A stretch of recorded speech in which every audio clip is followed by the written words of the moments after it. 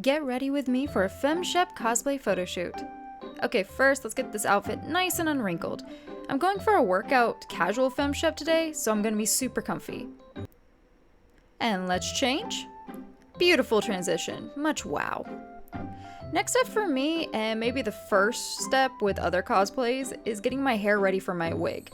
Sometimes I do quadruple braids, but lately I'm finding that two work just as well.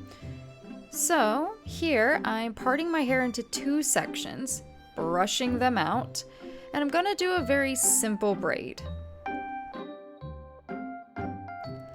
I like to brush my hair and braid it back a little, so when I pin it up, it's a little smoother at the front. But you can braid it straight down the side and configure it later with a lot of finagling and a lot of bobby pins. I cannot stress enough the amount of bobby pins you are going to use in this.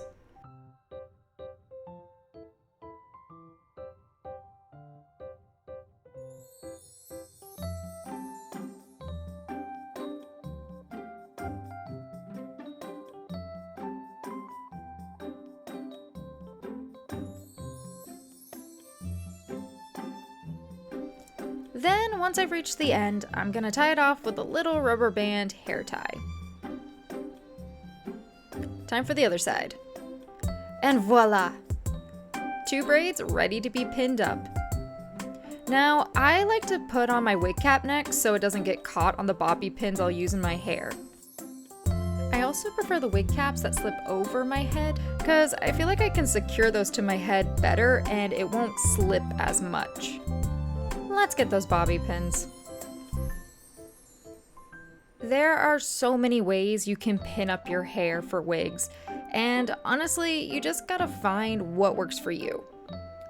I go for a swirl pattern at the back of my head, which allows me to make sure my hair lays as flat as possible. Again, I have seen people put their hair up for wigs in much simpler and even more complex ways. You just gotta figure what works for you and the time you have and go for it. This is just my personal favorite way. Lastly, I do a quick head shake to make sure everything is secure. Oh, I see you, little tail of my braid. And then it's on to the wig cap. So I am very particular on how my wig cap lays on my head because sometimes it can help mitigate the headaches I get from my wigs. So here I'm just making sure that nothing is tangled and everything is laying nice and flat on my head, especially around my hairline and my ears. So with this style of cap, I put it all the way back over my hair and then take the underside and pull it to the front. This way, even if the braids do come out, they're still gonna stay in the cap. And then I'll pin it as much or as little as I want, which honestly varies every time I wear a wig. Then when I'm satisfied, it's on to the makeup. Change locations a bit to get that sweet natural sunlight, as well as put on a robe, because the last thing I need is my makeup getting on my white shirt. Alright, let's start with contacts, of which I have many, and I love them. I use Shutella one day, and for Shep, I go with the color 5th green. Wait, let's wash hands first, and back. Just like with wigs, putting in contacts can vary for different people. For me, I like to put my contact in the outside white portion of my eye, and then flick my eye or blink the contact into place. Honestly, this went in much easier than usual today, I'm not going to lie. Kind of surprising. And then I just pat it into place so that it fits nicely. Here I found that one of my contacts is cut. Whether it was like that in the packaging or if I did it with my nails just now, I'll never know. But you always want to check that your contacts are completely whole, not bending at the rim or have any other things going on that shouldn't be. It's going over your eye. You gotta be careful. So here I am grabbing another one. Each Shutella one-day pack comes with 3 sets or 6 contacts in total. My right eye always gives me a little more difficulty. But now she's in. In recording this, my go-to was a double thumbs up, and I never do that, so this is just me going what the hell to myself. Now we're truly onto the makeup, starting with foundation. FemShep is nothing special when it comes to makeup, because she's a soldier. She really doesn't need to look like she's wearing any, especially in the shots I plan to take today. So I just go with the foundation I use every day and blend it out on my face and neck. Don't worry about it getting on your wig cap. Hell, I do it on purpose to make sure I don't have any weird uneven lines. As I learned from another cosplayer friend, when you want something to stay, just powder after every layer. That was more advice for convention usage, but I really don't want my under eye to crease, so I'm taking a translucent powder to my under eye, light at first, and then a heavier top coat. Then I'll do a gentle coat all over and use a big fluffy brush to brush it all away. Then, concealer. I tend to do concealer pretty heavily because I have dull skin under my eyes. And with any character, the eyes are things that are pretty prominent, so I want them to not look as tired as I feel. I'll also cover up blemishes, but with FemShep, I decided to leave a couple so that her face wasn't too flawless.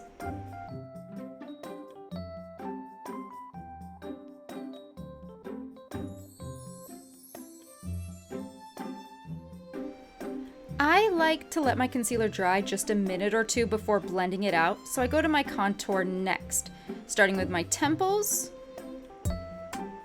my forehead, under my cheekbones, and under my chin.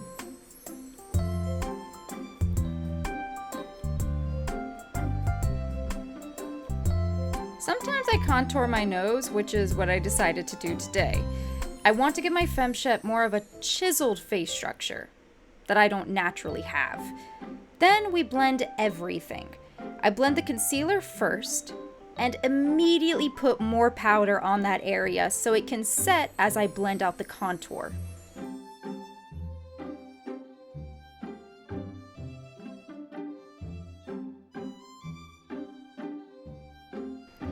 Lastly, for my foundation, I take a colored powder that matches my skin tone and lightly brush that all over. I don't know why, but translucent powder makes me a lot paler than it does other people. I don't get it. So to combat that, I take my colored powder and give myself some color back. I know people are going to come for me in my makeup, but hey, this is just what I do to get the look that I want, and so far I've been happy with it. Like everything I've said so far, you try things and you keep what you like and you get rid of what you don't. We just try to get better every day. One of my favorite parts of any cosplay, the eyebrows. For FemShep, I start with an orangey eyeshadow, yes, I said eyeshadow, and fill in my natural eyebrows. Then I play around with using more reddish tones from this palette to give some dimension. I'll then brush my natural hairs out to better blend them with the colors, touching up anything I need to after. For this look, I'm really only doing eyeshadow to give depth to her face. And honestly, you could have a lot of fun with mimicking dark circles, or maybe your own FemShep does colorful makeup. I'm going for a lounging around the Normandy vibe, so I'm going to take a mid-brown color and blend that into my crease. I do the same steps to both sides just because it makes it easier for me to make sure they're even.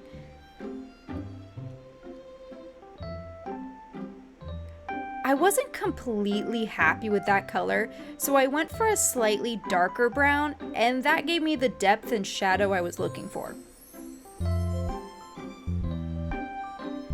I then take a nudish tan and tap that onto my eyelid to reinforce that the dark brown is a part of her face and not just makeup. I don't know, go watch some of my FemShep vids and tell me if it worked.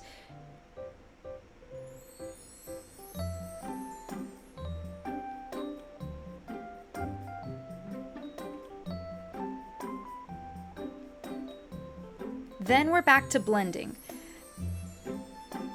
I took it down the side of my nose to deepen my contour there.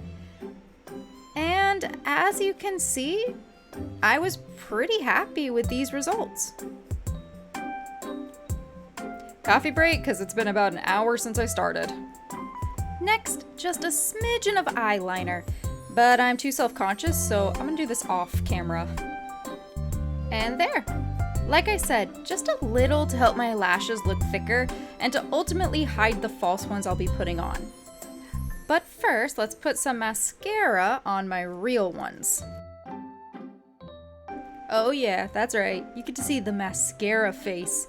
If you wear mascara, you know what I'm talking about. And it's finished. Great. Good job, me. But I want a little more. So I have two types of lashes, small individual ones and long strip ones. The smaller ones look more natural, but they can be a pain because you have to glue and place each one individually. Whereas the longer ones maybe don't fit the natural vibe, but they're easier to place. Both are great and I use them for different looks, but today my lashes need all the help they can get, so we're going with the full strips. Here I'm applying glue to the strip and we'll wait a couple of seconds for that to dry down before placing them where my eyeliner is. I prefer to use tweezers to place my eyelashes because I can use the ends to hold down the sides and put them exactly where I want them. My advice on lashes is to hold the lash in the middle with your tweezers and set it in the center of your eye. Then move to the inner side of the lash, push that side down onto your eyelid, then do the same to the outer. Sorry, I have to get really close to my mirror to get the details, so I get cut out of the screen a bit. And here you can see how much more the false lashes give me. Lots of lash, little lash. Lots of lash.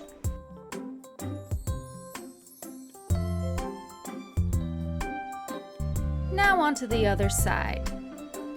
Bam! Another beautiful transition. Thank you, thank you. Hold your applause. Last but not least, I wanted to add just a little more color to her face with some blush, which I concentrated on the top round part of my cheeks so as to make it more natural and not, well, you know, makeup. Are you getting that vibe yet? And that is how I do my makeup for FemShep. It looks and is in my opinion simple, but it can take time. Now, on to the final piece, actually putting on the wig. Ah, there she is. I actually didn't do a lot of styling to this wig, and I'm debating on if I should cut it a little shorter to match what FemShep in the game looks like. But I don't know. What do you guys think? Anyway, first, let's brush it a little, double checking there's no huge tangles. I'm looking on the inside of the wig to see if the fasteners are in place, because I really don't want the hooks latching onto my wig cap or hair. Every wig that I've bought comes with fasteners in the back to help tighten the wig if you should need it. I tend to have it at the farthest or widest point, just because if I want to take my wig off at any time, I can do so easily. My process of putting on a wig, no matter the length or style, is to hold the part that's going to be at the front, flip the wig to behind me, and then pull it up until the front hairline is where I want it. This is because it's important to me for the back to be snug. I'm often messing with the front part as the day or shoot goes on, so it's fine if that part is loose, but if the back doesn't feel snug, I get bothered by it immediately. Here I'm brushing out the bangs, getting it ready to be styled in the front, when I realize I kind of forgot what side her part was on. Give me a second. Figured it out. The rest of this is just me styling and pinning everything as I want it. I leave a few strands out that I'll be hairspraying off camera in a minute to give her that messy, I've got work to do attitude.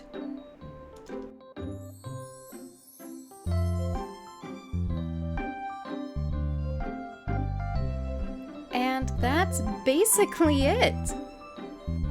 Add on her iconic N7 logo well, anything, in my case a jacket, and you have a casual FemShep cosplay in your arsenal. Don't forget the attitude when you're taking your cosplay pictures either. Casual or closet cosplays are a lot of fun and super simple to do. And yes, they are valid cosplays. So if you want to give cosplaying a try, I highly recommend it. Thanks for watching. Let me know what other cosplays you'd like to see me get ready for, or any other questions you have in general. Bye!